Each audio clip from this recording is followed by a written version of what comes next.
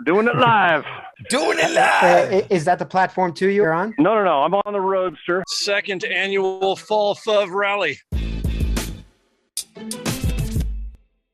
My friend Rachel. We got Hi, Rachel. Micah and Zubair in the back. We got the crew ready to rally. We got the indefatigable Carl Solovak. Nice to meet you. Hey, nice to meet you.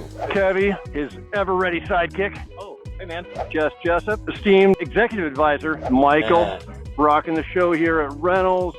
We got the actual rental facility. We'll do a quick zoom up. What's up, Bryson? Doing well. We got the internet legends that I'm zooming here with. Stage vehicles about ready for deployment here. You can also see this is prototype number 1. That was the first one? Wow. In the metal and fiberglass.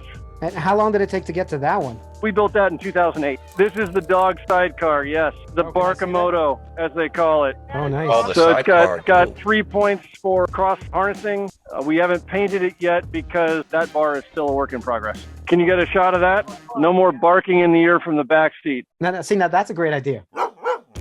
Our rental HQ is right next to the Ninkasi Better Living Room, and they've got a super awesome restaurant and brewery. So when you guys come out to get your tour, we'll make sure and stop at the Better Living Room after the fact.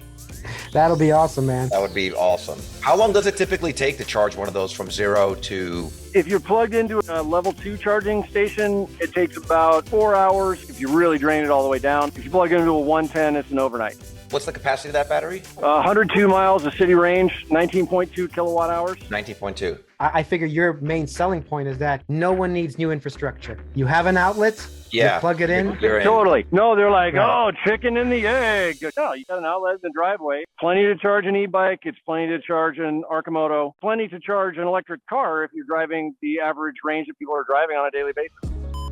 It's such a big selling point for some grocery store that needs to deliver that they don't need to, now I got to install some sort of mass supercharger here. I don't want to do that. Yeah, the infrastructure cost for higher capacity charging is much higher than the cost for just putting in more 110s. That was actually a question I didn't get to ask you on the podcast, was if you have any deals with charging infrastructure companies. Not so much deals at this point, but we're open to collaboration and doing collaborative events. We've got a neat program that we did down at Miramar with a group called Tessiac, and they had beam charging, these deployable solar chargers. We went over that for a bit. Yeah. And the stock price is down, guys, so we might check that one out.